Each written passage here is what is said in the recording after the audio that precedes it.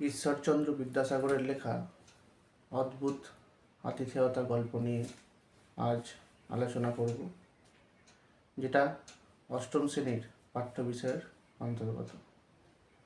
এই গল্পটি বিদ্যাসাগরের আখ্যানমঞ্জুরি গ্রন্থ থেকে নেওয়া হয়েছে। গল্পের দুই প্রধান চরিত্র আরব সেনাপতি এবং মুর সেনাপতি। একবার আরবদের সঙ্গে মুরদের যুদ্ধ হয়েছিল, আর সেই যুদ্ধের পর আরবরা মুর সেনাপতিকে অনুসরণ করে তাড়া করলে সেই মুর সেনাপতি পলায়ন করে দিগ্ভ্রম হয়ে অর্থাৎ ভুলবশত আরবদের শিবিরে এসে উপস্থিত হন এবং সেখানে তার আশ্রয় প্রার্থনা করেন।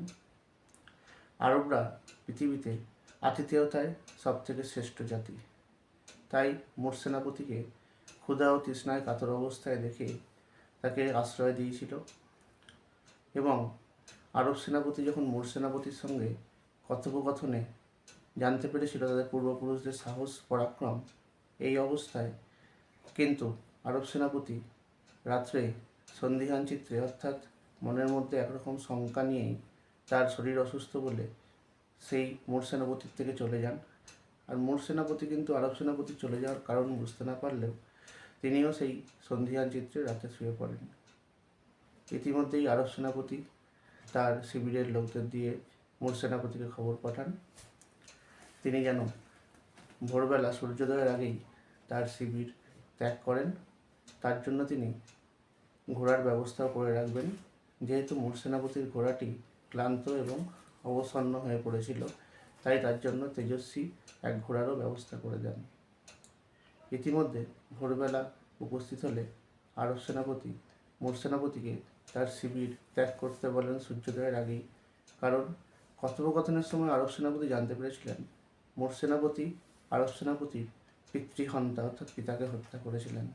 আর এই কথা যখন মুর সেনাপতিকে বলেন, তখন মুর সেনাপতি সেই তেজি ঘোড়া নিয়ে দ্রুতবেগে সেই শিবির পলায়ন করেন। আর আরব সেনাপতি তাকে ধরার জন্য তাকে ধাওয়া করলেও তার নাগাল কিন্তু পাননি, তিনিও তখন নিজ শিবিরে ফিরে আসেন। অর্থাৎ এই গল্পে দেখা যায় যে আরব সেনাপতি মুর সেনাপতির তার চরম শত্রু জেনেও, বিপক্ষ সেনা জেনেও তাকে কোনো রকম আতিথেয়তায় যাতে অসুবিধা না হয় তার জন্য তার সেবা যত্ন করেছেন এবং তাকে পালানোর সুযোগটাই করে দিয়েছিলেন।